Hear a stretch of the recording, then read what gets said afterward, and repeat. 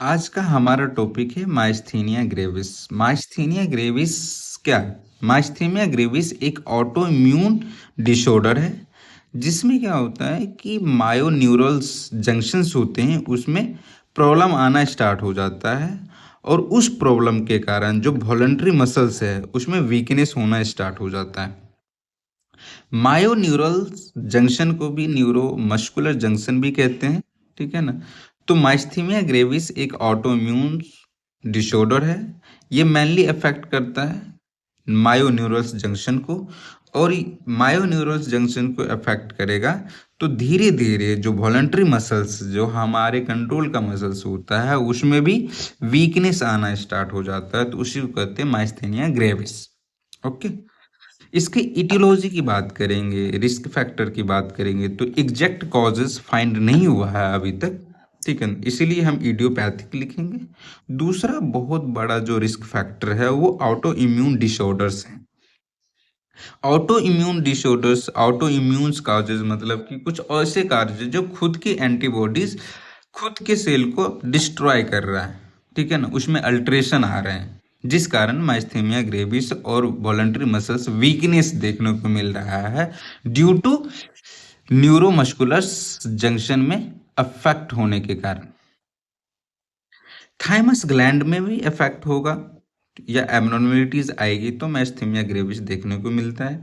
Genetic factor होते हैं, hormonals कुछ इम्बैलेंस हो जाते हैं, जैसे एस्ट्रोजन का लेवल एकदम से हाई होना, ठीक है ना। ये कब हाई होते हैं? ड्यूरिंग प्रेगनेंसी बहुत ज़्यादा हो जाते हैं। तो कभी कभी ऐसा होता है कि माइस्थीनिया ग्रेविस हार्मोनल कंडीशन में भी देखा जाता है, हार्मोनल कॉजेज में भी देखा जाता है, ये मेनली फीमेल में भी होता है। और ऑटो इम्यून डिसऑर्डर के कारण जैसे रिमेटॉइड अर्थराइटिस भी कारण से हो सकता है, ठीक है। ये ऑटो इम्यून डिसऑर्डर्स हैं। इस सब के कारण से भी क्या होता है कि जो ऑटो इम्यून डिसऑर्डर होते हैं, जो खुद की एंटीबॉडीज हैं, जो किसी इन्फेक्शन में बना एंटीबॉडीज, और वो क्या काम करता है कि धीरे धीरे जो मायोन्यूरल्स जंक्शन है इसमें गलत प्रभाव डालता है, जिसके कारण जो वॉलंटरी मसल्स हैं उसमें क्या हो जाता है, वीकनेस आना स्टार्ट हो जाता है। इसी को हम माइस्थीनिया ग्रेविस कहते हैं। अगर इसके हम पैथोफिजियोलॉजी की बात करेंगे तो पैथोफिजियोलॉजी में हम due to aetiology and the risk factor, जैसे कि एबनॉर्मलिटीज ऑफ थाइमस ग्लैंड, ठीक है, इस कारण से क्या होगा कि ऑटो एंटीबॉडीज प्रोडक्शन होना स्टार्ट हो जाएगा, ठीक है ना।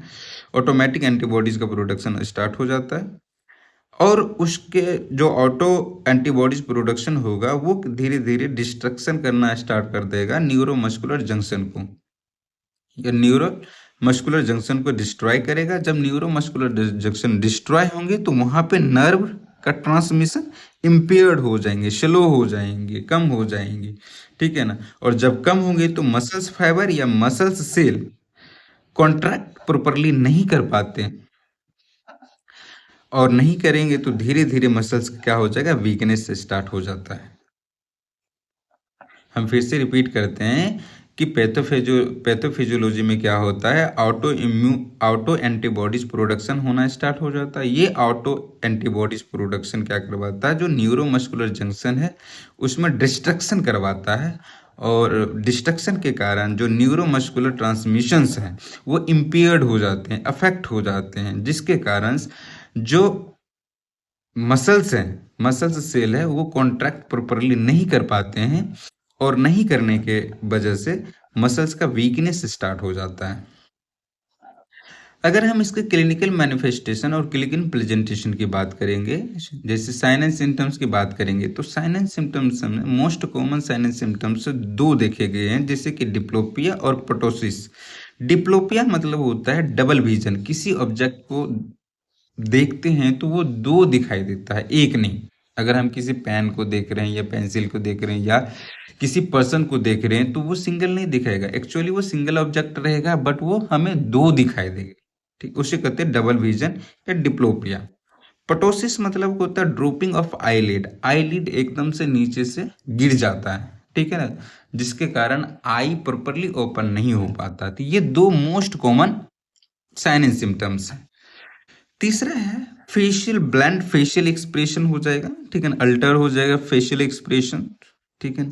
डिस्फोनिया होना स्टार्ट कर जाएगा। डिस्फोनिया मतलब कि वॉइस का इम्पेयरमेंट हो जाएगा।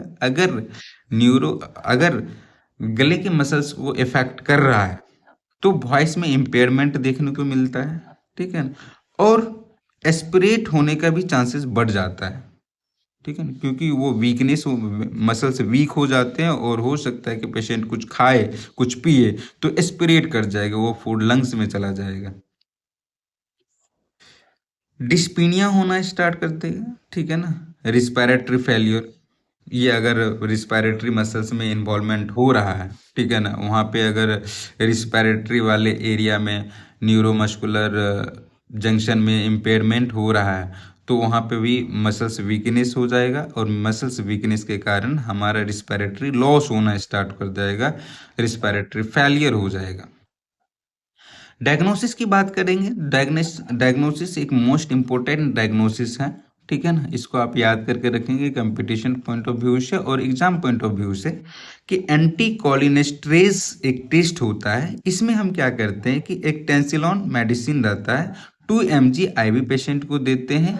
ठीक है ना, जब आईवी पेशेंट को देंगे उसके 30 सेकंड के बाद जो ड्रूपिंग ऑफ आईज, पटोसिस हो रहा है और फेशियल एक्सप्रेशन जो चेंज हो रहा है और वीकनेस हो गया था उसमें ठीक और सुधार होता हुआ दिखेगा। ये कब तक दिखेगा? ये 5 मिनट तक ही दिखेगा, फिर उसके बाद एज पहले जैसे था वैसा ही रहेगा। तो हम देख लेंगे कि ये हमारा पॉजिटिव टेस्ट है। ठीक है।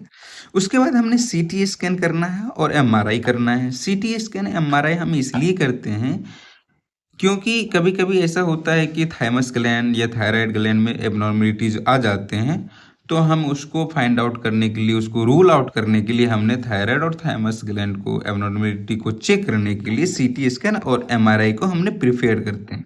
ठीक है, ताकि हमें पता चल जाए कि थाइमस ग्लैंड में भी तो कोई प्रॉब्लम नहीं आ रही। उसके बाद रिपीटेटिव नर्व स्टिमुलेशन टेस्ट करते हैं। बार बार हमने नर्व स्टिमुलेशन टेस्ट इसलिए करते हैं कि देखते हैं कि उसमें नर्व जो इम्पल्स का ट्रांसमिशन है वो कैसा है, स्लो तो नहीं है, अफेक्ट तो नहीं हो रहा है। उसको हमने चेक करने के लिए नर्व स्टिमुलेशन टेस्ट करते हैं। ठीक है ना, एक स्टिमुलस देते हैं, ठीक है, नर्व में, और चेक करते हैं कि वो कैसा ट्रांसमिशन कर रहा है। उसके बाद हम क्या करते हैं? मेडिकल मैनेजमेंट में हमने क्या करना होता है कि एक एंटी कोलिनेस्ट्रेज एंजाइम्स होते हैं। ठीक है ना, एंटी कोलिनेस्ट्रेज एजेंट जिसको हम कहते हैं, जैसे कि प्रोस्टिगमीन, ये हम देते हैं ताकि जो एसिटाइल कोलिन से अफेक्ट हो रहा है, डिस्ट्रक्शन हो रहा है, उसको डिस्ट्रक्शन से बचाएंगे। ठीक है, ताकि हमारा जो न्यूरोमस्कुलर जंक्शन है वो अफेक्ट नहीं होगा, उसके कारण मसल्स वीकनेस हो रहा था वो मसल्स वीकनेस नहीं होगा। इम्यूनो सप्रेसिव देंगे। ठीक है ना, जो एंटीबॉडीज इम्यून को सप्रेस करेंगे ताकि एंटीबॉडीज रिएक्ट ना करे ज़्यादा ज़्यादा। कॉर्टिकोस्टेरॉइड्स पेशेंट को देंगे। उसके बाद प्लाज्मा फेरेसिस करते हैं। प्लाज्मा फेरेसिस इसलिए करते हैं, जो बैड एंटीबॉडीज बन रहे हैं, जो एंटीबॉडीज हमारे खुद के न्यूरोमस्कुलर जंक्शंस को अफेक्ट कर रहे हैं, उस एंटीबॉडीज को हम फिल्टर करके बाहर कर लेना है ब्लड से। उस प्रोसेस को, ठीक है ना, हम कहते हैं प्लाज्मा फेरेसिस। अब हम सर्जिकल मैनेजमेंट की बात करते हैं। सर्जिकल मैनेजमेंट में हम मेनली क्या करते हैं, किसी पेशेंट को अगर सीटी स्कैन में आया है कि थायराइड के थाइमस के कारण उसमें माइस्थेमिया ग्रेविस हो रहा है, तो हम थायमेक्टमी कर देंगे, थाइमस ग्लैंड को सर्जिकली रिमूव कर देते हैं ताकि ये प्रॉब्लम फर्दर ना बढ़े, आगे ना बढ़े। तो इस थायमेक्टमी करते हैं, एक ये procedure surgical removal of thymus gland को ही थायमेक्टमी कहते हैं। उसके बाद नर्सिंग मैनेजमेंट, जो नर्सिंग के लिए मोस्ट इम्पोर्टेंट है। सबसे पहले हम रिस्पायरेटरी स्टेटस चेक करेंगे। रिस्पायरेटरी स्टेटस इसलिए चेक करेंगे ताकि हम देखेंगे कि पेशेंट में रिस्पायरेटरी मसल्स का इन्वॉल्वमेंट तो नहीं है। ठीक है ना, अगर है तो हम क्या करेंगे, ऑक्सीजन हम स्टार्ट कर देना है। ठीक है। ऑक्सीजन का सेचुरेशन देखना है, O2 सेचुरेशन देखना है, ठीक है ना। O2 सेचुरेशन हमने कैसे देखना है, पल्स ऑक्सीमेट्री से, पल्स ऑक्सीमेट्री से हमें देखते हैं। ऑक्सीजन का सेचुरेशन मैन नॉर्मल कहता है ना, 95% टू 100% होना चाहिए, ठीक है।